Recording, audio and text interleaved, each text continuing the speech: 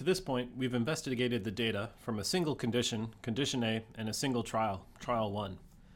What if we also wanted to perform visual inspection of the other trials from condition A? We might imagine doing so by creating a series of plots. For example, we could plot the data as a function of time from condition A in the first trial. This is exactly what we did in the previous video.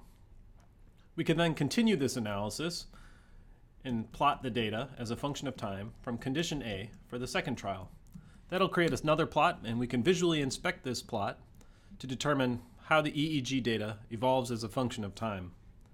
We can then repeat this analysis. Let's plot as a function of time the EEG data from condition A in the third trial. We could do this from the fourth trial, and the fifth trial, and the sixth trial, and so on. And we can imagine perhaps repeating this procedure 500 times to create 500 separate plots. Now that will certainly work, but it will also be tedious and probably difficult to determine similar or different features across all 500 different trials.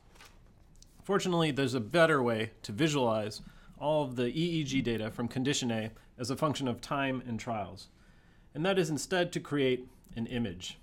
So if we issue the command image sc in MATLAB, a scaled image, we'll plot our data from condition A as a function of time, of trials. We'll go from 1 to n trials. We defined n trials in a previous video.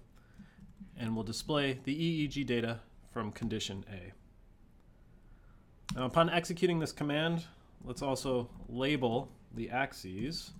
We'll have time on our horizontal axis, and on our vertical axis, we'll display the number of trials.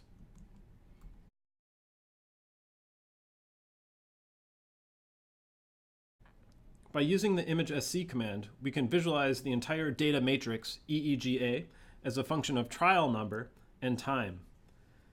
In this case, each row corresponds to a single trial of duration 1 second, and color indicates the voltage, with warm colors indicating higher voltages. Let's also indicate in this plot the stimulus presentation time. Remember, it's at 0.25 seconds. With this visual cue, can we inspect this image, looking really carefully, and determine whether or not we observe an evoked response following stimulus presentation?